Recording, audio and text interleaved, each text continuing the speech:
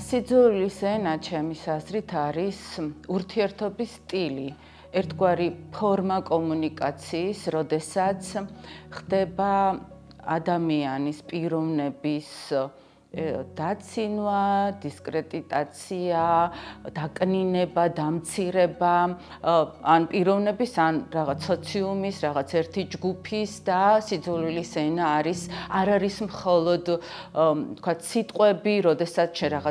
რაღაცნაირად ცუდად გახასიათებენ, არ გეხებიან, ეს არის გაცილებით მეტი, ეს არის ძალიან მძიმე ფსიქოლოგიური ზემოქმედება იმ ადამიანზე, ვის წინააღმდეგაც არის ვის გამოყენებული სიძულვილის ენა, ვის მიმართაც არის ეს ყველაფერი მიმართული და მისი გადახარშვა, აი ამ კომუნიკაციაში შესულა, აი ამ ყველაფრის, ესე ვთქვათ, მოსმენა, მიღება და შემდეგ ამაზე პასუხის გაცემა მოითხოვს ძალიან დიდ ძალისხმევას, მოითხოვს რაღაც განსაკუთრებულ უნარებს, მომზადებას, რომ ადამიანის რაღაც ტრავმა დაიქცეს, რაღაც დიდ გაგრძელებულ ფსიქოლოგიურ ტრავმა დაიქცეს და არ მიიღოს მან ისეთი ხასიათი, სადაც უკვე ადამიანი მის ასხლეტას, მის გადამუშავებას ვერ ახერხებს და ხდება ერთგვარი მძევალი, ერთგვარი ტყვე უკვე ამ კომუნიკაციის ფორმის. ხშირ შემთხვევაში ზოგჯერ იმასაც ვფიქრობ, რომ სიძულვილის ენა უფრო მტკივნეულია და უფრო მძაფრი და უფრო ძლიერია ზემოქმედების თვალსაზრისით, ვიდრე ვთქვათ ფიზიკური ტკივილი, იმიტომ რომ მას კონკრეტულ რაღაც გარკვეულ შემთხვევაში მეტი ზიანის მიყენება შეეძლოს ადამიანისთვის. მე თვითონაც გავიარე ეს ეტაპები, როდესაც ვიყავი ბავშვი, ვიყავი სიძულვილის ენის, ასე ვთქვათ, ობიექტი, თუ სუბიექტი, როგორ შეიძლება ვთქვა, ანუ ვიყავი მსხვერპლი, ძალიან კარგად მახსოვს ის პერიოდი, თან ეხა ჩემი ბავშვობა ეს არ იყო ის ეპოქა, როდესაც ამას ყურადღებას აქცევდნენ. პრინციპში ჩვენ აი სკოლაში თუ საბავშვო ბაღში ამას ალბათ გაუცნობიერებლად თუ შეგნებულად ბევრი შეიძლება მეც კი ყოფილ ვარ ამავე დროს მოძალადე, მაგრამ მე ძალიან კარგად მახსოვს, თქვათ იგივე საბავშვო ბაღი და დაწყებითი კლასები, როდესაც ჭარბი წონა მქონდა და არ ვიყავი სპორტული და ესეთი მოქნილი და არ ვიყავი პოპულარული იმ ასაკისთვის გოგო, როგორ ხდებოდა მუდმივად ამ რაღაცა ცოტა ჭარბი წონის გამო, ხა წარმომიდგენია ის ბავშვები რას განიცდიან, ვისაც რეალურად ჰქონდათ ეს პრობლემა. აი ოდნავადაც კი, როდესაც ნორმაში არ ჯდები, ხო, ხდება რაღაცნაირად თანატოლების მიერ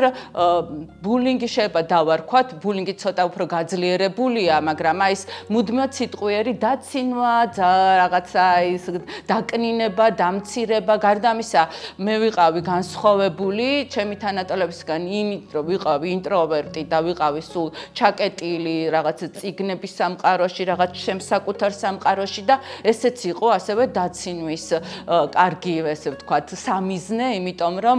თუ კი არ ვერთვებოდი ჯგუფურ თამაშებში, თუ აი იმ მოდელში არ ჯდებოდი, რაც იყო მაშინ მიღებული, უკვე ვიყავი განსხვავებული და შესაბამისად ამ განსხვავებულობის გამო მუდმივად მიწევდა აი ამ რაღაცნაირად ამ დიდი ტალღის, სიძულვილის ტალღის, უბრალოდ შეიძლება ცოტას უტრირებ, იმიტომ რომ ეს შემდეგ და შემდეგ ეს ისე განვითარდა ჩვენს ცხოვრებაში და ისე გამწოვდა, ანუ რომ ამას ახლა უკვე ისეთ მნიშვნელობას აღარ ვანიჭებ, თუმცა მე ძალიან კარგად მახსოვს ის ტრავმა და ის ტკივილი, ის კომპლექსები, რომელიც მაშინდელმა ამ მოდელმა ჩემს მიმართ თუნდაც იმ თანატოლების დამოკიდებულებამ გააჩინა, ამასთან ბრძოლა მე დავიწყე, უკვე უკვე ძალიან ვეცადე, რომ ჩამჯდარიყავი აი იმ საზოგადოებისთვის ყოვლად მისაღებ ფორმაში, ანუ გავხდარიყავი ექსტრავერტი, გავხდარიყავი კომუნიკაბელური, დამეკლო წონაში, ყოფილიყავი ლამაზი, ყოფილიყავი ტანადი, ანუ ამაზე ძალიან დიდხანს ვიმუშავე, რომ ყოფილიყავი აი ფრიადოსანი, ყველასთვის მისაღები, კარგი გოგო მიიღო და შემდეგ უკვე ვფიქრობ, რომ ამან მოიტანა ჩემს ცხოვრებაში მეორე პრობლემა, როდესაც ერთგვარი სრულფასოვნების კომპლექსი გიყალიბდება, სწორედ იმ არასრულფასოვნების კომპლექსიდან გამომდინარე, რაც სადღაც ბავშვობაში ნაღმები რომ ჩაიდო და ამ ფრიადოსნების კომპლექსმა, რომ ყველაფერში ყოფილიყავი ხუთოსანი და მაგარი, ძალიან ბევრი პრობლემა უკვე სხვა კუთხით მომიტანა ცხოვრებაში, იქიდან გამომდინარე, რომ აი ძალის ხმევას, რასაც ამას მუდმივად ვახმარდი, აი დიდ ენერგიას, რაშიც უშვებდი, მე ვფიქრობ, რომ იმიტომ რომ ყოფილიყავი ყველასთვის კარგი და მისაღები, ამან ძალიან დიდი დრო წაიღო და ის რაც შეიძლება ვთქვათ, შემოქმედებაში, განათლებაში და აი უფრო საჭირო რაღაცებში ჩამედო, წაიღო აი ამ მიმართულებით, როდესაც ყველასთვის მოსაწონი კარგი და ესეთი იდეალური ადამიანი უნდა გახდე, რაც ვფიქრობ, რომ რა თქმა უნდა არ არის სწორი. აქ ვერ აბალანსებ ადამიანის, სად შეიძლება გახდე ამის ხვერპლი. აქ ვერ მოერგები ვერასდროს იმ მოდელს, რაც იმ კონკრეტულ შემთხვევაში, იმ კონკრეტულ სოციუმის შენ გთხოვს. ამიტომ პირველ რიგში ალბათ ძალიან მნიშვნელოვანია, რომ ჩვენ ვისწავლოთ ამის ასხლეტვა, ამის განზე გაწევა და რაღაცნაირად ამასთან ესეთი ბრძოლა, რომ ეს არაფერია, ესეც გაივლის და შენ ხარ ინდივიდი, შენ ხარ მოკლედ თვითკმარი და მნიშვნელოვანი ადამიანი და ის თუ რას ფიქრობენ, თუ როგორ გექცევენ, ეს არის იმათი პრობლემა და არა შენი.